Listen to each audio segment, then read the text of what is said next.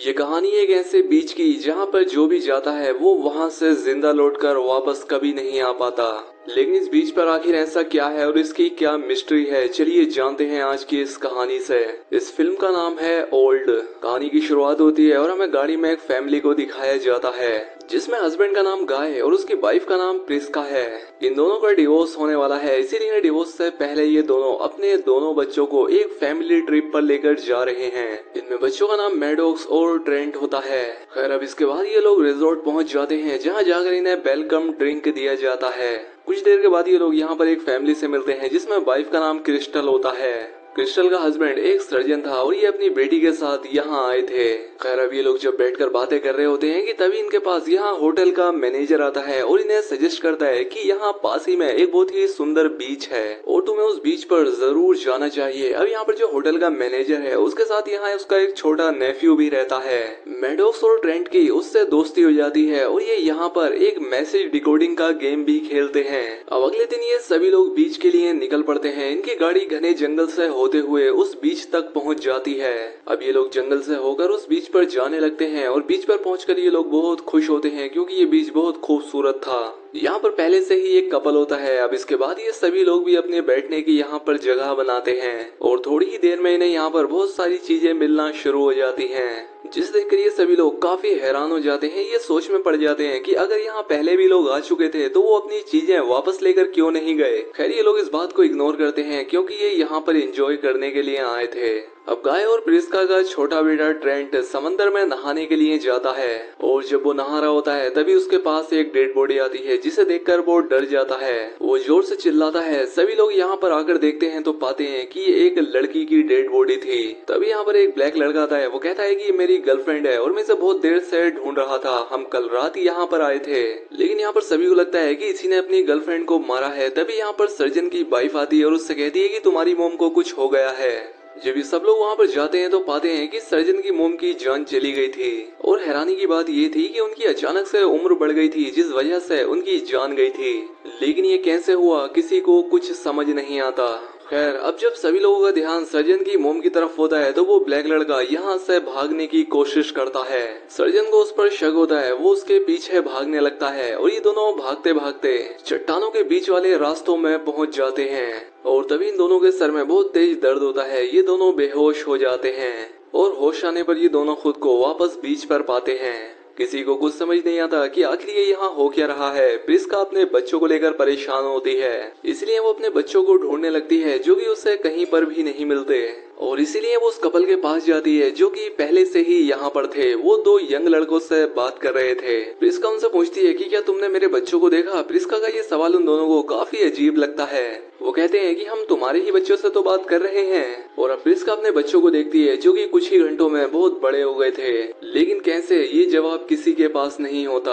अब यहाँ पर मैडॉक्स के फादर भी आ जाते हैं। वो अपने फादर के गले लग जाती है। उसके फादर को भी कुछ समझ नहीं आता कि आखिर ये हो क्या रहा है। और अब यहाँ पर सभी को एहसास हो जाता है कि यहाँ पर बीतते हर मिनट के साथ इनकी उम्र तेजी से बढ़ती जा रही है। सबके चेहरों पर अब झुर्रियां आने लगी थी और साथ ही सर्जन की बेटी भी अब जवान हो गई थी। यहाँ पर जो कुछ भी हो रहा है सर्जन को उसके पीछे उस ब्लैक आदमी का हाथ लगता है। वो उससे उसका नाम पूछता है। वो कहता है कि मेरा नाम रैपर है। सर्जन को गुस्सा आता है और वो उसके चेहरे पर वार करता है जिससे उसके चेहरे से खून निकलने लगता है। वो अपने हाथ से अपने घाव को दबा लेता है और जैसे ही वो अपना हाथ हटाता है वो पाता है कि उसका घाव भर चुका है और देखने पर ऐसा लगता ही नहीं जैसे उसके चेहरे से भी खून निकला था। वो सभी को बताता है कि मैं अपनी गर्लफ्रेंड के साथ यहाँ घूमने के लिए आया था, लेकिन अचानक से मेरी गर्लफ्रेंड गायब हो गई और उसके बाद मुझे तुम्हारे सामने ही उसकी डेड बॉडी मिली। अब यहाँ पर सभी को समझ आ चुका था कि इस बीच पर कुछ तो ऐसा हो रहा है जो कि बिल्कुल भी नॉर्मल नहीं है। अब ये अपनी कैलकुलेशन लगाना शुरू कर देते हैं और इन्हें समझ आ जाता है कि इस बीच पर बीतने वाला हर एक आधा घंटा इनके 1 साल के बराबर है और अगर ये 24 घंटों के अंदर यहाँ से नहीं निकले तो इन सब की उम्र 48 साल बढ़ जाएगी, जिससे इनमें से बहुत सारे लोग मारे जाएंगे। अब ये लोग किसी भी तरह से इस बीच से निकलना चाहते हैं, लेकिन किसी को नहीं पता कि यहाँ से कैसे निकलेंगे। और तभी प्रिस्का के पेट में दर्द होने लगता है। सर्जन उसे चेक करता है और कहता है कि इसके पेट में कुछ ना कुछ गड़बड़ है। उसके हाथ में जो नाइफ होता है वो उससे प्रिस्का के पेट को कट करता है, लेकिन वो जैसे ही कट करता है उसका जख्म फिर से बढ़ जाता है। वो पहले की तरह नॉर्मल हो जाती है, इसीलिए जब वो फिर से कट करता है तो सभी लोग उसकी स्किन को पकड़ते हैं और सर्जन उसके पेट से एक बहुत बड़ा ट्यूमर निकालता है। जिसके बाद उसके घाव फिर से भर जाते हैं और वो होश में आ जाती है। इसके बाद यहाँ जो ब्लैक लड़का होता है जिसकी गर्लफ्रेंड मर गई थी, वो अपनी गर्लफ्रेंड की डेड बॉडी को देखने के लिए जाता है, लेकिन जब वो उसके पास जाता है तो वो पूरी तरह से हैरान हो जाता है क्योंकि अब उसकी गर्लफ्रेंड की बॉडी पूरी तरह से स्केलेटन बन गई थी। ये यहाँ पर हिसाब लगाते हैं कि एक बॉडी को स्केलेटन बनने में कम से कम 7 साल लगते हैं, यानी कि इन्हें यहाँ पर 3.5 घंटे हो चुके हैं और इनकी उम्र 7 साल बढ़ चुकी है। वहीं ट्रेंट को दिखाया जाता है जो कि सर्जन की बेटी के साथ टेंट के अंदर गया था और कुछ ही देर बाद वो एक बच्चे को जन्म भी दे देती है। यहाँ पर सब कुछ बहुत ही तेजी से बीत रहा होता है। सर्जन उस ब्लैक लड़के को मार देता है क्योंकि उसे उस पर शक था। साथ ही सर्जन की बेटी ने जिस बच्चे को जन्म दिया था उसकी भी जान चली जाती है। साथ ही यहाँ पर जो कपल होता है जो कि यहाँ पर पहले से ही आए हुए थे, उसमें जो मेल होता है उसकी डेड बॉडी पानी से मिलती है और ठीक इसके बाद उसकी वाइफ को दौरा पड़ता है जिससे उसकी भी जान चली जाती है। सर्जन की बेटी यहाँ से निकलना चाहती है, इसीलिए अब वो चट्टान पर चढ़ना शुरू कर देती है, लेकिन जैसे ही वो ऊंचाई पर जाती है उसके सर में भी दर्द होना शुरू हो जाता है और उस ऊंचाई से गिरकर उसकी भी जान चली जाती है। अब जैसे जैसे यहाँ पर वक्त बीत रहा था सभी की उम्र बढ़ती चली जा रही थी और इसी तरह से रात हो जाती है। रात में सर्जन जो कि अब अपना दिमागी आपा हो चुका है, वो प्रिस्का के हस्बैंड पर अटैक कर देता है, लेकिन प्रिस्का उसकी मदद करती है, वो अपने पति को बचाती है, इसलिए ये सभी लोग लड़ते हुए आपस में घायल हो जाते हैं। इसके बाद ये लोग एक केव में जाते हैं जहाँ पर सर्जन की वाइफ पहले से ही होती है, लेकिन अब वो भी बहुत ज्यादा बीमार है और बीमारी की वजह से ही उसकी भी जान चली जाती है। अब इसके बाद सुबह हो जाती है और अब हमें दिखाया जाता है कि ये सब के सब लोग मारे जा चुके हैं। बस अब यहाँ पर सिर्फ मैडॉक्स और उसका भाई ट्रेंट ही जिंदा बचे थे। इन्हें समझ नहीं आता कि इन्हें यहाँ से कैसे निकलना चाहिए और तभी इन्हें यहाँ पर याद आता है कि अभी भी इनके पास वो पेपर है जिस पेपर पे ये लोग रिजॉर्ट के मैनेजर के नेफ्यू के साथ वो गेम खेल रहे थे और इसमें एक कोडेड मैसेज होता है जिसे ये पढ़ने की कोशिश करते हैं। इन्हें समझ आ जाता है कि यहाँ से निकलने का सिर्फ एक ही रास्ता है, इन्हें समंदर की गहराइयों से होकर जाना होगा जहाँ से ये बिना बेहोश हुए निकल सकते हैं, क्योंकि अभी तक इन्होंने जितने भी रास्तों से निकलने की कोशिश की थी तो इनके सर में दर्द होता था और ये बेहोश हो जाते थे और अब इसीलिए ये दोनों बहन भाई समंदर की गहराइयों में गोता लगाकर उसके अंदर जाना शुरू कर देते हैं। लेकिन तभी पानी के अंदर मैडॉक्स के कपड़े शैवाल में फंस जाते हैं और ये पानी से बाहर नहीं निकल पाते। वहीं दूर पहाड़ी पर हमें एक आदमी को दिखाया जाता है जो कि दूरबीन से इन पर नजर रख रहा था और जब वहाँ पर कोई भी नहीं बचता तो वो आदमी वापस रिजॉर्ट आ जाता है जहाँ पर एक बहुत ही बड़ी लैब होती है। वो यहाँ पर होटल के मैनेजर को आकर बताता है कि सभी लोग मारे गए। दरअसल यहाँ इस लैब में एक बहुत ही बड़ा मेडिकल एक्सपेरिमेंट टेस्ट चल रहा होता है।